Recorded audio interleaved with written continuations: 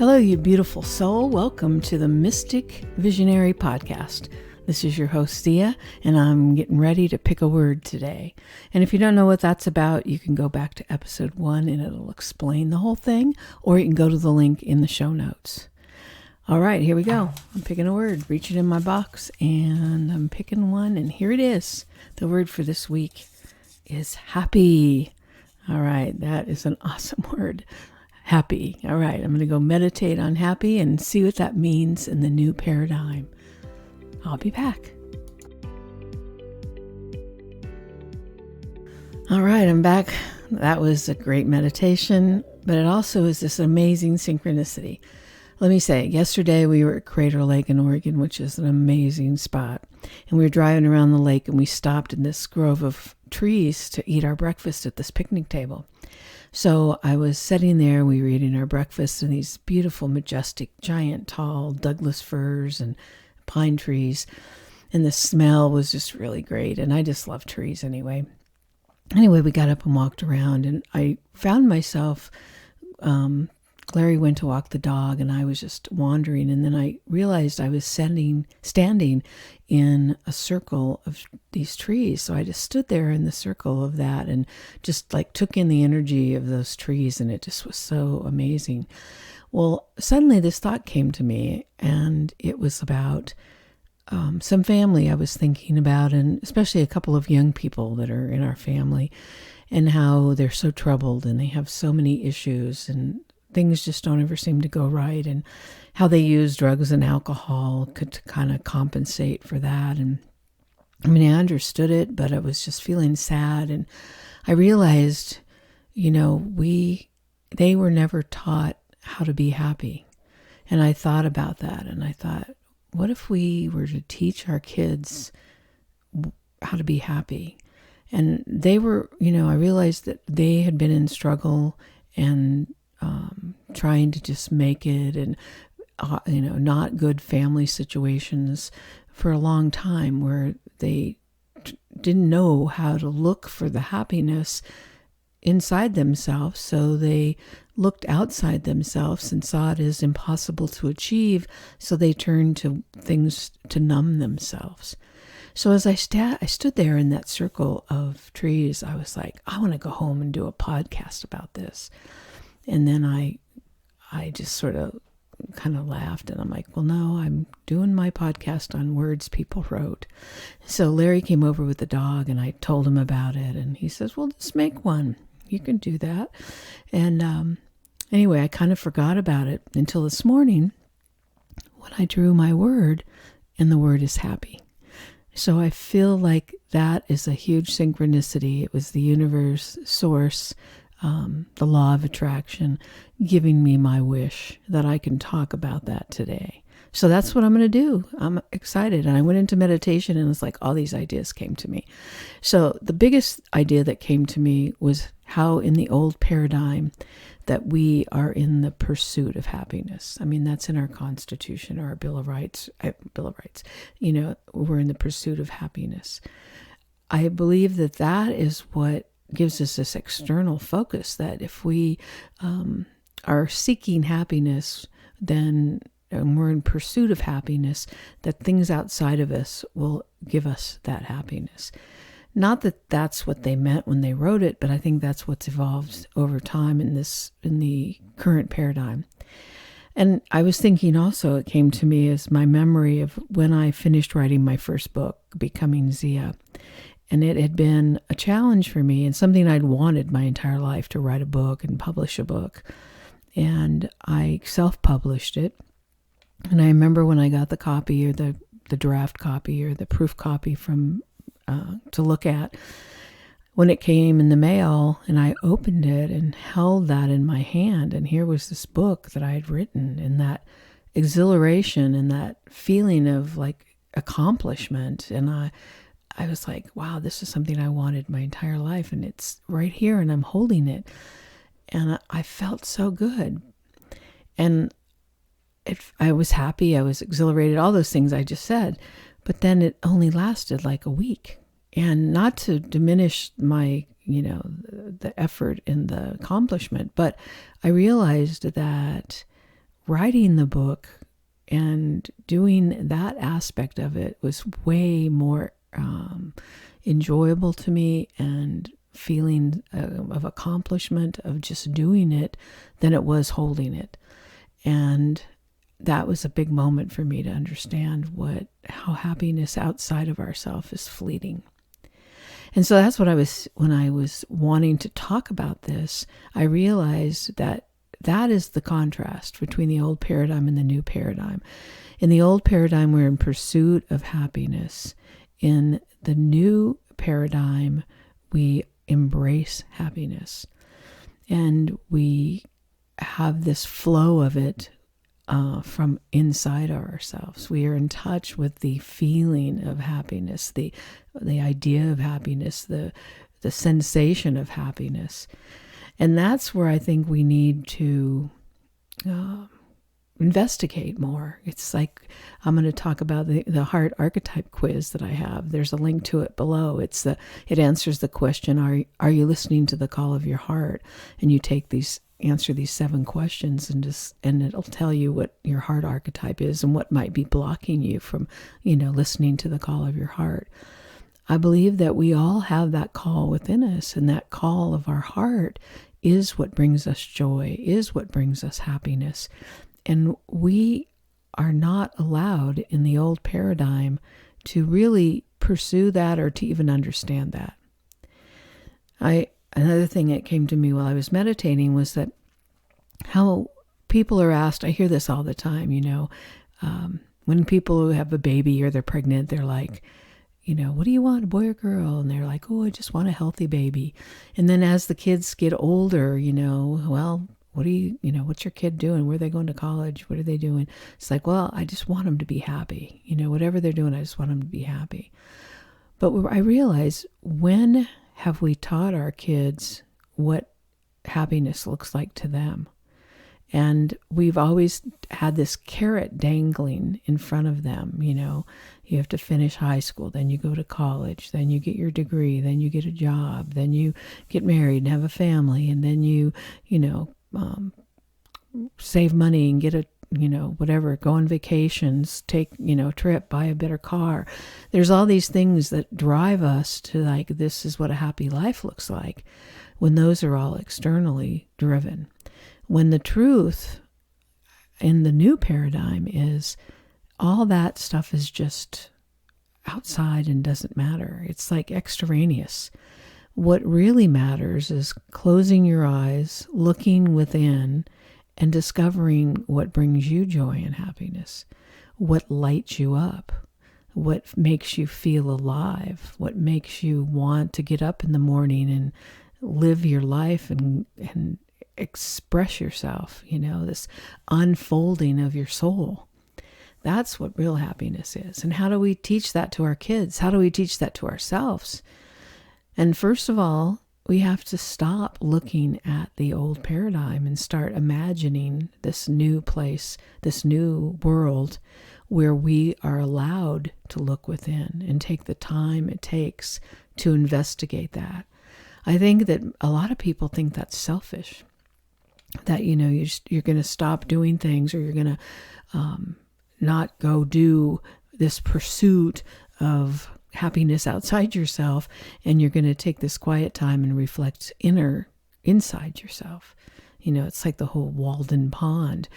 Take a year out of your life and just start reflecting on inside of yourself, what brings me joy, what makes me happy, and then go from there. Because sometimes it's pretty simple. Most times it's pretty simple, and we have turned it into this elaborate scheme. It's like it's an obstacle course or a scavenger hunt for happiness. And it's all externally driven in the old paradigm. But the truth is that spark of happiness and joy and bliss is already inside you. So it's like, think of it as this little flame of happiness and joy that is already inside of you, this little light that you just have to like add fuel to, daydream and imagine and explore and think about, what lights me up, what makes me happy. And the reason and the way that we can tell if something makes you happy or brings you joy is your internal guidance system. And you know what your internal guidance system is your feelings and your emotions. If it feels good, then it's putting fuel on that little flame of happiness and joy and bliss.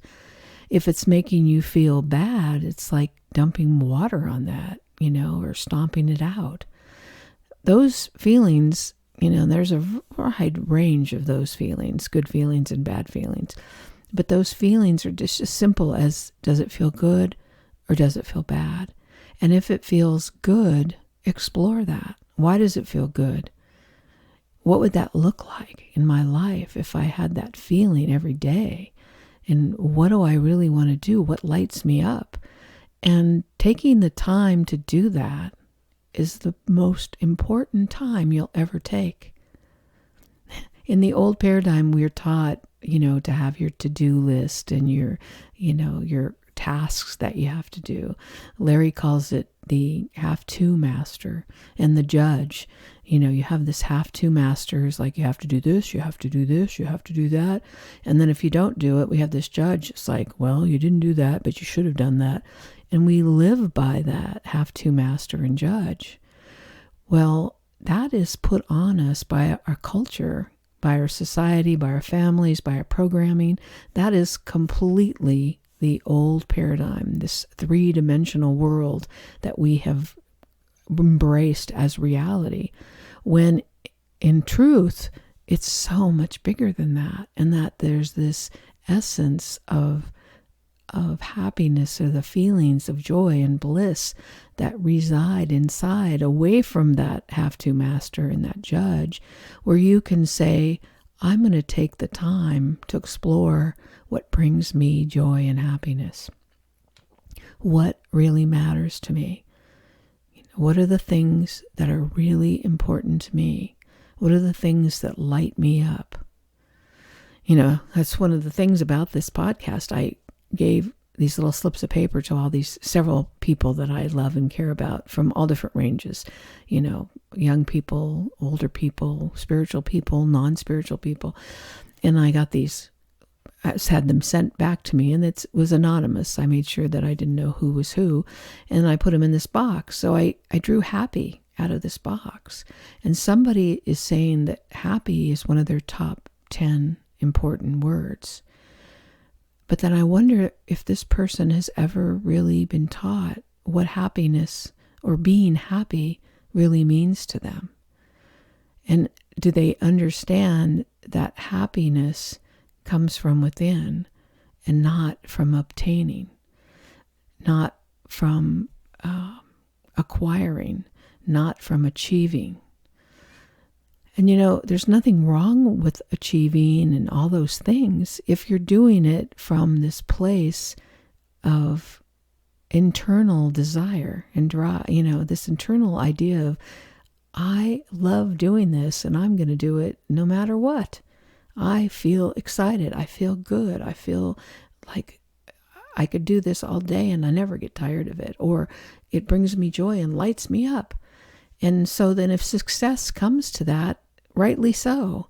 But in order to think in the other opposite way of that, if I have this success, then I'll be happy, that is a recipe for disaster and failure. So I'm speaking to the person who put this word in, sent this word to me, and has happy as one of their top 10 words. I hope and I ask that you look and take the time to look inside yourself and ask yourself, what makes me happy? What brings me joy? And not just on an intellectual level, but to get in touch with your feelings, to really look inside and go, how do I feel when I do this thing? And most people have a thing that they do that they really enjoy, that time like disappears and they get so involved in whatever the thing is that they're just immersed in it. That would be your first clue. Go there and see what that is about, and then explore that. and open up to the possibility that it doesn't have to be about making money. It doesn't have to be about being productive. It doesn't have to be about making other people happy or fitting into some kind of mold that you feel like you need to fit into. It's about your internal feelings of what brings you happiness and joy. That is what we need to embrace and allow each other to explore. We need to celebrate that and teach that to our children. Imagination is not just a child's, plaything. It's an imagination is us being able to create our life, create a future, create an environment, create whatever it is we want to create by using our imagination. And when we connect with that feeling of happiness, with our internal guidance, like this thing makes me happy, then you do it. This is exactly why I'm doing this podcast. There's this part of me that feels like it's always been in my throat chakra. It's like I need to express. I need to and I write and I talk. And I'm like, how can I talk and express myself? I just can't go around lecturing to people. And I thought I can just make a podcast and speak about things that are important to me. I'm like really into this idea of the new paradigm. I wrote this book about it, the guiding principles, to the pocket guide to the new paradigm and the guiding principles. And it's like, I want to talk about it. I don't have to think about, oh, are people going to like this, or how am I going to promote it? I just get up and I turn on this microphone, I pick this word, I meditate, and I talk. And you know what? It makes me feel good. I feel happy. There's a sense of, there's something that lights me up about doing this. And other than the process of doing it, I have no expectations. I don't care if I have 1 billion listeners or 5 or 1. I am doing this because it's an expression of my joy and it makes me happy. I think we all need to find whatever that is. There's so many things that people can do to bring them happiness that they don't allow themselves because they see it as frivolous, or I'll do that when I have time, or I'll save that for when I'm on vacation. That is cheating yourself and cheating your life out of possibilities. And I think that that's the greatest thing that I see in the new paradigm, is that we honor that internal drive to be happy. It's no longer the pursuit of happiness. It's the embracing, the embodiment of happiness, and allowing yourself to explore what that means for you. I could go on and on, but I think what I've said is enough. May you take the time, if you listen to this, I just ask you to take the time and look within and meditate, or just sit quietly and think about what makes you happy. And not in the intellectual way, but in a embodiment way. Feel your feelings. Feel inside how you feel about the thing that you're thinking about. If you're thinking about art and you love art, does it make you feel good? Does travel make you feel good? Does cooking make you feel good? How do you feel when you do that? And what is the feeling? Explore that, expand that, allow yourself to experience that feeling of happiness. You don't have to actually even do the thing if you allow yourself to just imagine how it makes you feel when you do it, because you've done it, and then give yourself permission to do it. That's what the new paradigm is about, that we're all living heart-centered lives.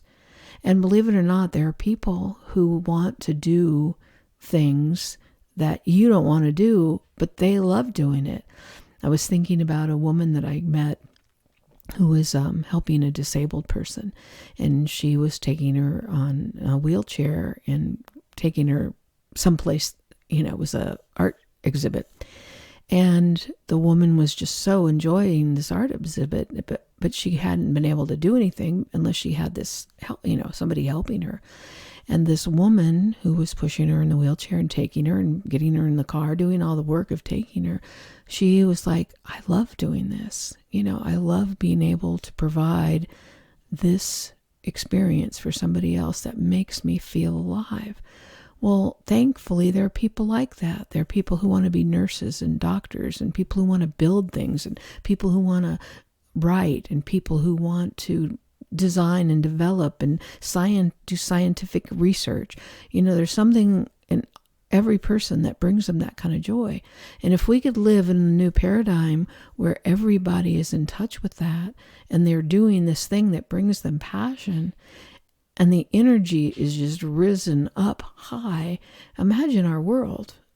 I see that. I see that as our new paradigm. This level of happiness, joy, bliss. And if all of us look inside and take the time to do that and realize it's the most important thing you can do.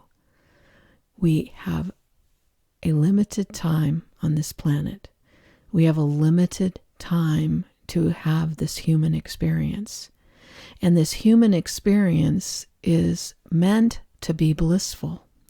We are given these 5 senses where we can taste and smell and feel and see this beauty that we're given in our world, in the food and the colors and the textures and all the things. Like when I was standing in that circle of trees and I looked up at the blue sky and that Crater Lake with this blue that just would blow your mind, I was like, I am so grateful to be alive. And it just filled me with joy. We need to all be doing that. Let's focus on that. That's what happiness means in the new paradigm. All right. Thanks for listening, and thank you. My gratitude to whoever chose that word, and my gratitude to the universe and the source within us that I chose that word today. All right. Have a blessed week, and take some time to sit with yourself and look inside and see what happiness means to you. All right. Be back next week. If you want to learn more about the Pocket Guide to the New Paradigm and the 5 guiding principles, there's a link in the show notes. And if you want to take the quiz, the Heart Archetype Quiz, that'll help you answer the question, am I listening to the call of my heart? That's linked below as well. And if you want to just find out more about me, you can go to the website, gottacreate.com, and there's a link for that below too. Thanks for listening, and we'll be back next week with a new podcast.